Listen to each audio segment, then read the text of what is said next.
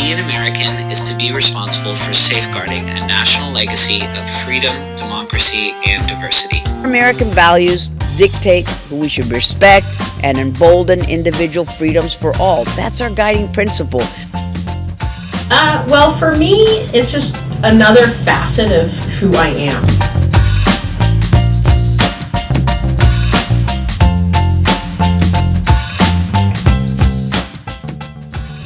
There were about 9 million members of the LGBTQ community in America back in 2015.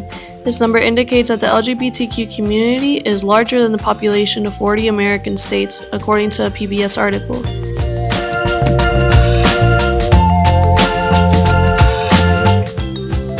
Well, I sort of take it for granted sometimes living in San Francisco. We say that we live in a pink bubble. I grew up 30 minutes away from San Francisco, and I'm fortunate enough that I grew up surrounded by a really diverse, for most of my life, diverse community. This is a great place to live and to be gay.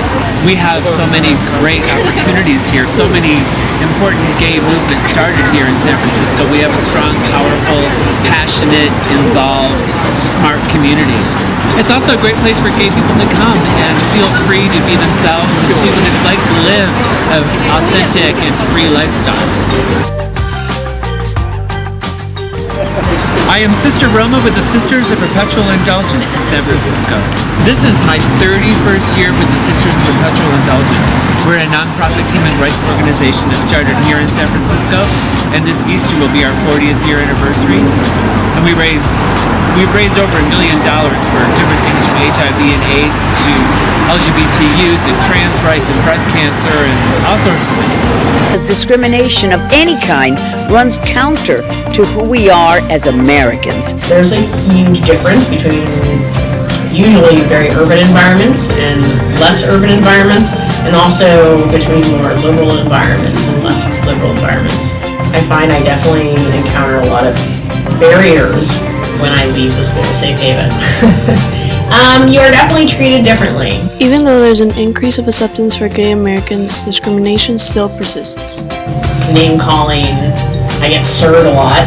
Every time we're there, I get sirred several times. For some reason that makes me suspect and I get searched a lot, you know. And I definitely see looks and get comments. There have been a few times in my life where I definitely felt like my safety was threatened. One point that stands out to me, I was visiting an extended family. We were walking down an avenue. It's such a stereotype, it really happens. Two guys in a truck going down the side of the road yelling, "Hey, I'm gonna warp you," and all this kind of stuff. And so first of all, we were both women. So I was like, gender right out. And it's just so stereotypical. It's like kind of the thing we think is a joke. Oh, that doesn't happen, but that happens. That's the big thing. We just need to keep fighting for equality. And especially in the current regime, we need to make sure that our identities are not erased, specifically the trans community. We always must struggle and strive to meet those American ideals. But in 70 countries throughout the world, being gay or transgender is cause enough to be locked away, imprisoned. In 7 of these countries, the penalty is death.